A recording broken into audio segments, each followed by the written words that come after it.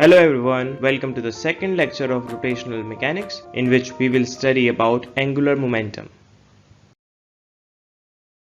In this lecture, we will study the concept of angular momentum by looking into linear momentum first. Also, we will study the law of angular momentum, which is actually the conservation law. Finally, we will study an example on angular momentum and complete one numerical.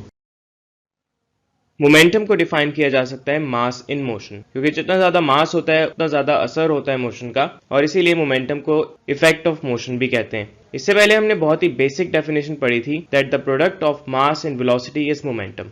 लेकिन अब यहाँ पर momentum linear momentum है विच represents the momentum in one direction, either straight path और curve path. Linear motion में जो हम effect of motion निकालते हैं उसको हम लीनियर मोमेंटम कहते हैं, लेकिन अगर रोटेशनल मोशन में देखें तो इसके लिए हमें एंगुलर मोमेंटम निकालना होगा। Angular momentum is the rotational equivalent of linear momentum. जैसे आपने रोटेशनल इक्विवेलेंट ऑफ फोर्स पढ़ा विच इज टॉर्क, इसी तरह से एंगुलर मोमेंटम का भी फॉर्मूला एक तरह से सिमिलर है, that is R cross P which shows the rotational effect of linear momentum. Angular momentum को अगर डिफाइन किया जाए तो physically it is the quantity of rotation of a body. Linear momentum quantity of linear motion है। Linear momentum के लिए हम collision study करते थे। यहाँ पर एक एग्जांपल ली जाती थी कि अगर आप मुक्का मारें किसी भी दीवार पर तो इसका इफेक्ट होगा, आपको उस मुक्के का दर्द महसूस होगा, और अगर आप एक हथौड़ा ले लें और हथौड़े को दीवार पर मारें तो दीवार पर असर होगा और दीवार में सुराख हो सकता है। ज्यादा जोर से मारें तो दीवार टूट भी सकती है। सो इस तरह से लीनियर मोमेंटम शो करता है कि क्या असर होगा मोशन का, और कितना असर होगा। जितना ज्यादा मास होगा उतना ज्यादा लीनियर मोमेंटम, या जितनी ज्यादा वेलोसिटी होगी उतना ज्यादा लीनियर मोमेंटम। तो इसीलिए मोमेंटम हमने डिफाइन किया था product of mass and velocity. लेकिन अगर लीनियर मोमेंटम को हम कन्वर्ट कर दें एंगुलर क्वांटिटी में तो हमें एक चीज की जरूरत होगी and that is force arm. आपको याद हो कि फोर्स आर्म पर परपेंडिकुलर फोर्स लगाएं तो चीजें रोटेट होना शुरू हो जाती हैं। यहाँ पर हम फोर्स आर्म को रेडियस भी कह सकते हैं क्योंकि ये किसी सेंटर पॉइंट से लेकर बाहर तक का डिस्टेंस है और सर्कुलर मोशन बनाता है। तो बिल्कुल इसी तरह से अगर हम लीनियर क्वांटिटी को कन्वर्ट करना चाहते हैं एंगुलर क्वांटिटी में तो आप रेडियस से मल्टीप्लाई कर देते हैं। सो एंगुलर मोमेंटम को मैथमेटिकली डिफाइन किया जा सकता है that it is the cross product of radius vector and the linear momentum vector, क्योंकि लीनियर मोमेंटम भी एक वेक्टर है और रेडियस की भी एक पार्टिकुलर डायरेक्शन है, so it is also a vector. Angular momentum को रिप्रेजेंट किया जाता है L से, और ये भी एक वेक्टर है which is perpendicular on both vectors. तमाम रोटेशनल क्वांटिटीज की तरह यहाँ पर भी कंपोनेंट्स निकाले जा सकते हैं अगर एंगल बना रहे हों दो vectors which are radius vector and linear momentum vector. अब यहाँ पर radius vector force arm vector की तरह है जिसको पहले रखा जाता है, तो आगे जो एंगल बनाया जाएगा वो लीनियर मोमेंटम का बनाया जाएगा, और लीनियर मोमेंटम के दो कंपोनेंट हो सकते हैं, एक parallel component which is in the direction of the radius vector और perpendicular component which is perpendicular means 90 degrees to the radius vector. अगर हम रेडियस वेक्टर को x एक्सिस की लाइन में ले लें तो यहाँ पर पैरेलल कंपोनेंट को px कह सकते हैं, और हमें पता है कि x कंपोनेंट cos थीटा रखता है। So p parallel is equal to p cos theta and p perpendicular is equal to p sin theta। यहाँ पैरेलल कंपोनेंट तो पुश कर सकता है या पुल कर सकता है विच इज यूजलेस, लेकिन परपेंडिकुलर कंपोनेंट इसको रोटेट कर सकता है about a pivot. So magnitude निकालने के लिए यहाँ पर रेडियस वेक्टर का मैग्नीट्यूड अगर मल्टीप्लाई करा दिया जाए perpendicular component of the linear momentum, तो यहाँ पर परपेंडिकुलर कंपोनेंट है p sin थीटा जो रिप्रेजेंट करता है magnitude of the cross product of radius and linear momentum. तो इसको हम लिख सकते हैं वेक्टर फॉर्म में R क्रॉस P, और हमारे पास अगर इसके कंपोनेंट्स हों R वेक्टर के और P वेक्टर के, R वेक्टर के components position vector from origin अगर बनाया जाए तो xi plus yj plus zk होता है, और P वेक्टर के pxi plus pyj plus pz के, तो हम एक वेक्टर निकाल सकते हैं which is a vector of angular momentum perpendicular to both vectors. Angular momentum को और सिंप्लीफाई किया जा सकता है और इसका फॉर्मूला एक और निकाला जा सकता है। हमें पता है angular momentum L is equal to R cross P है, यहाँ पर P is equal to mv है। अगर हम लीनियर मोमेंटम की डेफिनेशन इसमें सब्स्टिट्यूट कर दें तो हम इसको और सिंप्लीफाई कर सकते हैं। अब m तो यहाँ पर स्केलर क्वांटिटी है विच इज मास, इसको शुरू में लिखा जा सकता है, और यहाँ पर हमारे पास R क्रॉस V आ जाएगा। अगर R के वेक्टर के कंपोनेंट्स और V वेलोसिटी के कंपोनेंट्स आपके पास हों तो आप यहाँ पर सब्स्टिट्यूट कर सकते हैं इस फॉर्मूले में, और डिटरमिनेंट सॉल्व करने के बाद आप निकाल सकते हैं वेक्टर ऑफ एंगुलर मोमेंटम। अगर स्केलर फॉर्म देखें तो यहाँ पर ये mvr के बराबर होगा, mv यहाँ पर लीनियर मोमेंटम का फॉर्मूला है और हमें पता है कि v वेलोसिटी को कहते हैं और ये टेंजेंशियल वेलोसिटी है if a particle is moving in a circle और v is equal to r omega. ये हमने सर्कुलर मोशन में ड्राइव भी किया था, तो अगर इसको सब्स्टिट्यूट कर दें तो यहाँ पर r ओमेगा r से मल्टीप्लाई हो रहा है, r स्क्वायर आ जाएगा और ये mr स्क्वायर को हम इनर्शिया ऑफ रोटेशन कहते हैं और ये इनर्शिया रिप्रेजेंट करता है रेजिस्टेंस को, which defines as the resistance to the change in motion which is obviously rotational motion। और मोशन में चेंज क्या आ रहा होता है? Change in velocity. Linear inertia भी होता है और लीनियर मोशन में इसको मास कहा जाता है। जितना ज्यादा मास होगा उतनी ज्यादा रेजिस्टेंस होती है बॉडी में चेंज बर्दाश्त करने की। सो एंगुलर मोमेंटम 3 क्वांटिटीज पर डिपेंड करता है। फर्स्ट मास पर, जितना ज्यादा मास होगा उतना ज्यादा एंगुलर मोमेंटम होगा, जितनी ज्यादा वेलोसिटी होगी उतना ज्यादा एंगुलर मोमेंटम होगा और जितना ज्यादा रेडियस होगा उतना ज्यादा एंगुलर मोमेंटम होगा। लीनियर मोमेंटम की तरह एंगुलर मोमेंटम भी कंजर्व्ड रहता है। ये डिफाइन करता है total quantity of the motion in rotation. इसका मतलब कि कितना ज्यादा रोटेशन हो रहा है और इस कंजर्वेशन की एग्जांपल को आप घर पे भी प्रैक्टिस कर सकते हैं। एक स्पिनिंग चेयर अगर ले लें आप, घूमने वाली चेयर या स्टूल ले लें जिसमें घूमा जा सकता है और अपने बाजू फैलाकर घूमें और फौरन से अपने बाजू बंद कर लें, जैसे इस स्क्रीन में आपको दिख रहा है, तो आप महसूस करेंगे कि आपकी एकदम से वेलोसिटी बढ़ गई। ऐसा कैसे होता है? आपके बाजू जब फैले होते हैं तो आपका मास फैला होता है, यानी एक रेडियस बन रहा होता है। रेडियस ज्यादा बनता है क्योंकि हाथों की लंबाई ज्यादा होती है और आप हाथों को जोड़ लेते हैं तो रेडियस बहुत कम हो जाता है, जबकि आपका मास और आपका एंगुलर मोमेंटम तो सेम है। तो इस फॉर्मूले से हम देख सकते हैं अगर मास और रेडियस को डिवाइड कर दें तो वेलोसिटी निकाली जा सकती है। अब एंगुलर मोमेंटम और मास अगर कांस्टेंट हैं तो रेडियस कम करने पर डिनोमिनेटर में डिवाइड कर रहे हैं, तो डिनोमिनेटर में वैल्यू जब कम होती है तो ओवरऑल वैल्यू बढ़ती है। फॉर एग्जाम्पल अगर रेडियस पहले 10 था तो 1/10 0.1 होगा और अब रेडियस अगर 2 हो गया है तो 1/2 0.5 होगा। 0.1 छोटा है 0.5 से, तो जैसे ही आप रेडियस कम करते हैं तो वेलोसिटी बढ़ जाती है एंगुलर मोमेंटम को कंजर्व रखने के लिए। लेकिन एंगुलर मोमेंटम चेंज भी हो सकता है अगर एक्सटर्नल टॉर्क अप्लाई की जाए। Law of conservation of angular momentum हमें बताता है कि जब एक्सटर्नल टॉर्क अप्लाई की जाती है, यानी और ज्यादा उसको रोटेट करवा दिया जाता है किसी ऑब्जेक्ट को, तो एंगुलर मोमेंटम चेंज हो सकता है। अगर कोई टॉर्क नहीं होगा तो कोई चेंज नहीं होगा एंगुलर मोमेंटम में, which means the total quantity of rotation is constant. और जब क्वांटिटी कांस्टेंट होती है तो उसका चेंज हमेशा जीरो होता है। चेंज हम निकालते हैं फाइनल माइनस इनिशियल से। तो अब यहां पर हम चेंज की बात करेंगे। कंजर्वेशन ऑफ एंगुलर मोमेंटम को प्रूव करने के लिए जो हमें बताता है that the change in angular momentum is zero when there is no external torque applied, यानी delta L equals to zero. इसको प्रूव करने के लिए हमें कुछ फॉर्मूले याद करने पड़ेंगे। एक तो लीनियर मोमेंटम का, एक सेकंड लॉ ऑफ मोशन से जो आपने फॉर्मूला ड्राइव किया था फोर्स का, which is the rate of change of linear momentum, और एंगुलर मोमेंटम इटसेल्फ।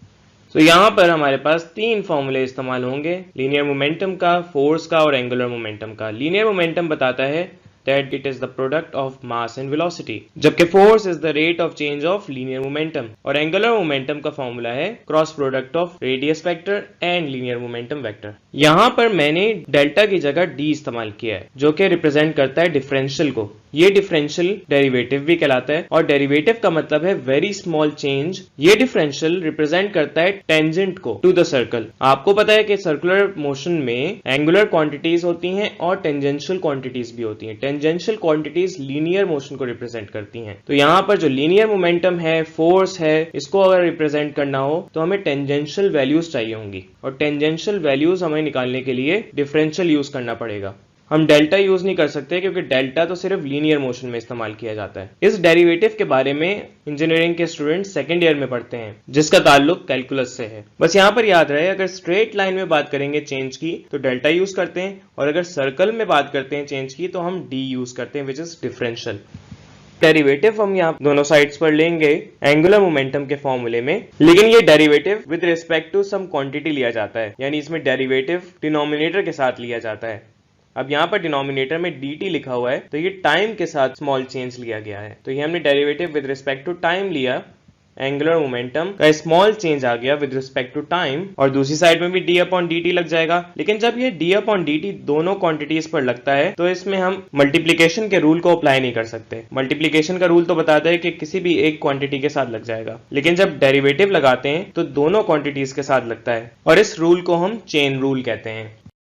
तो इस डेरिवेटिव को सॉल्व करने के लिए, यानी जो स्मॉल चेंज है इन सर्कुलर मोशन, हम मल्टीप्लिकेशन का चेन रूल लगाएंगे which is on R and P. लेकिन इससे पहले हम दोबारा से विजुलाइज करते हैं डेरिवेटिव है क्या चीज, स्मॉल चेंज इन रोटेशन। तो आपका कॉन्सेप्ट क्लियर होना चाहिए डेल्टा के बारे में। अब यहाँ पर एक पॉइंट अगर मूव कर रहा है लीनियर डायरेक्शन में तो ये डेल्टा से रिप्रेजेंट किया जाता है। अगर ये स्मॉल चेंज हम निकाल रहे हैं x2 माइनस x1, और आगे एक और पॉइंट इतनी ही डिस्प्लेसमेंट करता है तो ये भी स्मॉल चेंज डेल्टा x होगा, और इतनी और डिस्प्लेसमेंट करें तो हम स्मॉल चेंज डेल्टा x से रिप्रेजेंट करते हैं। ये डेल्टा शो करता है x2 माइनस x1 को x डायरेक्शन में, जो x कोऑर्डिनेट्स हैं फाइनल माइनस इनिशियल। लेकिन जब आप एंगुलर क्वांटिटीज की बात करते हैं तो उसमें चेंज निकालना थोड़ा सा मुश्किल होता है। यहाँ पर हमारे पास दो पॉइंट्स अगर बन रहे हैं डिस्प्लेसमेंट से, तो एक पॉइंट रोटेट हो गया, दूसरे पॉइंट पर आने में जो डिस्प्लेसमेंट होगी वो डेल्टा से रिप्रेजेंट नहीं की जा सकती, इसमें हम x2 माइनस x1 नहीं लगा सकते। तो हम यहाँ पर डिफरेंशियल यूज करते हैं, और यहाँ पर डिफरेंशियल जो है वो रेडियस का चेंज है। रेडियस की मैग्नीट्यूड तो सेम है, लेकिन यहाँ पर रेडियस की डायरेक्शन चेंज हो रही है,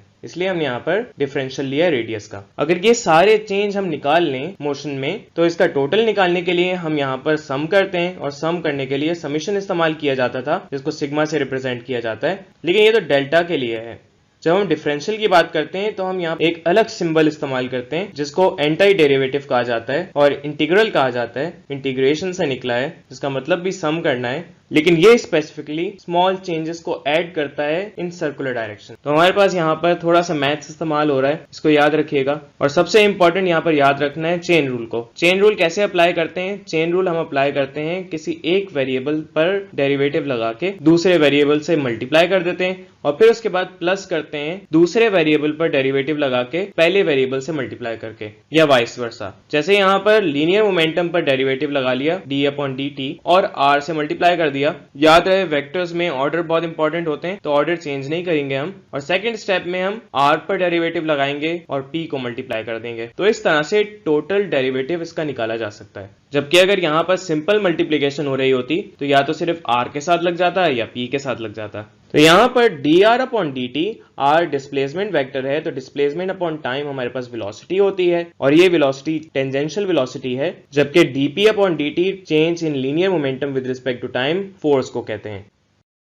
तो यहाँ पर हम ये दो फॉर्मूले सब्स्टिट्यूट कर देंगे। एक फॉर्मूला तो वेलोसिटी का है which is the rate of displacement with respect to time, और दूसरा फोर्स का है which is the rate of change of linear momentum with respect to time है।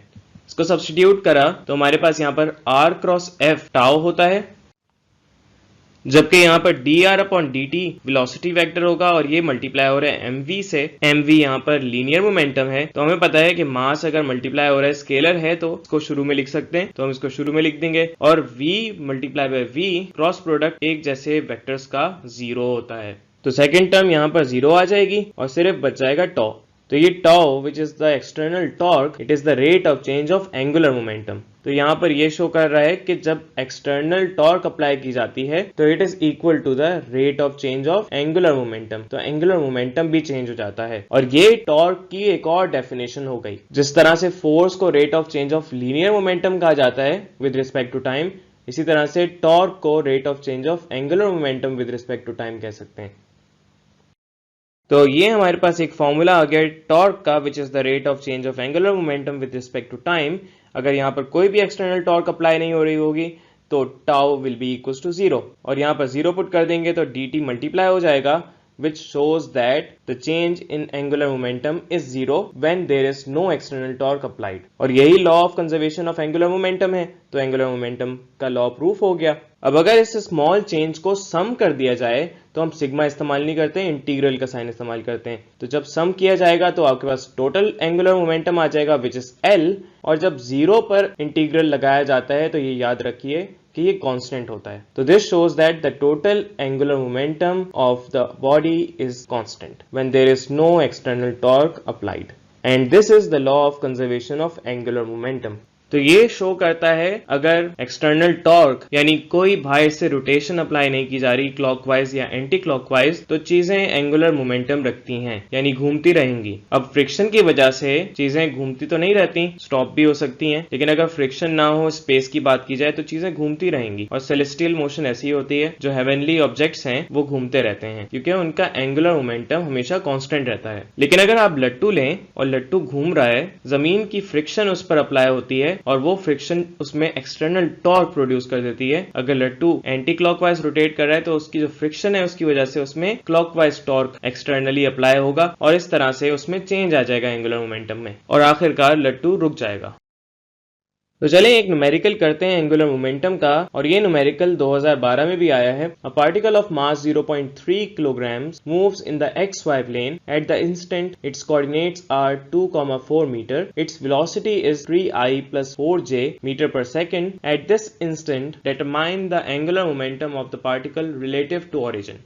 तो एंगुलर मोमेंटम निकालना है एक पार्टिकल का ओरिजिन से ये रोटेट कर रहा है और ये एक्स वाई प्लेन में रोटेट हो रहा है, यानी एक्स एक्सिस और वाई एक्सिस है, सिर्फ यहाँ पर कोई जेड एक्सिस नहीं है। लेकिन जेड एक्सिस आपको पता है कि अगर एक्स एक्सिस और वाई एक्सिस पर वेक्टर्स बन रहे हों तो परपेंडिकुलर जेड एक्सिस ही होगा। इस न्यूमेरिकल में वेक्टर फॉर्म में बात की है तो हम वेक्टर फॉर्म से ही सॉल्व करेंगे और डेटरमिनेंट वाला यहाँ पर फॉर्मूला इस्तेमाल होगा। तो सबसे पहले तो अप्रोच समझना जरूरी है, उसके बाद फिर हम यहाँ पर डाटा बनाएंगे। ये मास यहाँ पर गिवन है 0.3 किलोग्राम्स, कोऑर्डिनेट्स गिवन है, एक्स और वाई की वैल्यू गिवन है, तो हम यहाँ पर आर निकाल सकते हैं, पोजीशन वेक्टर निकालेंगे which is of the radius vector x i plus y j plus z k. तो हमें यहाँ पर एक्स और वाई गिवन है, जेड यहाँ पर नहीं है तो 0 होगा क्योंकि जेड कोऑर्डिनेट नहीं है, यहाँ पर एक्स वाई प्लेन पर रोटेशन हो रही है। तो एक्स यहाँ पर 2 है, y 4 है, फॉर्मूले में पुट करेंगे तो वेक्टर r निकाल सकते हैं। और यहाँ पर हमारे पास वेलोसिटी दी हुई है 3i plus 4j मीटर पर second which is the tangential velocity. हमें यहाँ पर एंगुलर मोमेंटम निकालना है। So according to formula of position vector, सबसे पहले पोजीशन वेक्टर निकालना जरूरी है। m गिवन था, r नहीं गिवन और v गिवन है, और r is the radius vector which is actually the position vector from the origin, और इसको xi plus yj plus z k लिखते हैं। सो वैल्यूज पुट करेंगे, x2 है, y4 है, z0 है, बिकॉज xy प्लेन है तो xy प्लेन में z की वैल्यू 0 होती है। और इसके बाद एंगुलर मोमेंटम का फॉर्मूला अप्लाई करेंगे which is r cross p, and second formula which is m into r cross v। यहाँ पर हमने लीनियर मोमेंटम का फॉर्मूला सब्स्टिट्यूट किया था और एक और फॉर्मूला निकाला था। तो यहाँ पर हम डेटरमिनेंट से सॉल्व करते हैं which is a property of vector product. So इसको सॉल्व करने का तरीका क्या है, अगर आपको समझना है तो वेक्टर प्रोडक्ट के न्यूमेरिकल्स आपको देखने पड़ेंगे। सो इस डेटरमिनेंट में हम वैल्यू सब्स्टिट्यूट करेंगे, x यहाँ पर 2 है, y यहाँ पर 4 है और z 0 है। इसी तरह से यहाँ पर हमारे पास वेलोसिटी के कंपोनेंट्स vx, vy और vz दिए हुए हैं। vz 0 है अगर कुछ भी नहीं लिखा, vx 3 है, vy 4 है और vz 0 लिखा जाएगा। और मास यहाँ पर 0.3 किलोग्राम से बाहर लिखेंगे क्योंकि मास मल्टीप्लाई हो रहा है इस डेटरमिनेंट से which is r cross v। So determinant को खोलेंगे, एक्सपेंड करते हैं 2x2 के मैट्रिसेस में, और 2x2 का मैट्रिसेस का डेटरमिनेंट कैसे बनाया जाता है, जब आप पहले एलिमेंट को लेते हैं विच इज i तो फर्स्ट रो और फर्स्ट कॉलम कैंसिल हो जाता है और बाकी जो वैल्यूज बचती हैं 4040 उसको लिखेंगे। बाय 0.3 मल्टीप्लाई हो रहा है, डेटरमिनेंट के बाहर आई कैप लगाएंगे। नाउ सेकंड वैल्यू जब लेंगे तो माइनस का साइन लगाया जाता है और जे कैप आएगा, और हम यहाँ पर फर्स्ट रो और सेकंड कॉलम को कैंसिल करेंगे तो 2030 बचेगा, इसको हम डेटरमिनेंट में लिख लेंगे। और थर्ड वैल्यू जब लेंगे विच इज के कैप तो प्लस लगाएंगे इसके साथ, और थर्ड कॉलम को कैंसिल करेंगे, फर्स्ट रो को कैंसिल करेंगे तो 2434 बचेगा। तो पहला डेटरमिनेंट और दूसरा डेटरमिनेंट तो 0 हो जाएगा क्योंकि यहाँ 0 से 4 मल्टीप्लाई हो रहा है, और दूसरे डेटरमिनेंट में 0 से 2 और 0 से 3 मल्टीप्लाई हो रहा है तो 0 माइनस 0 0 होता है। लेकिन थर्ड डेटरमिनेंट में हमारे पास 4 2 से मल्टीप्लाई होगा 8, 3 4 से मल्टीप्लाई होगा 12, बीच में माइनस का साइन आएगा और सिर्फ k के साथ लगेगा, i कैप के साथ और j कैप के साथ 0 0 मल्टीप्लाई हो रहे हैं तो वो कैंसिल हो जाएंगे और यहाँ पर 8 minus 12 is minus 4 multiply by k cap, and 4 multiply करेंगे 0.3 से तो 1.2 आएगा, और माइनस में आएंगे तो माइनस 1.2 k कैप। इसका मतलब ये कि एंगुलर मोमेंटम की डायरेक्शन z एक्सिस में लेकिन माइनस में, और माइनस z एक्सिस इनवर्ट होता है। ऑल्सो नेगेटिव वैल्यू है तो इसका मतलब कि ये क्लॉकवाइज डायरेक्शन बना रहा है। एंगुलर मोमेंटम को हम रिप्रेजेंट करते हैं जूल सेकंड में। सो -1.2 k cap joule second is the value of angular momentum.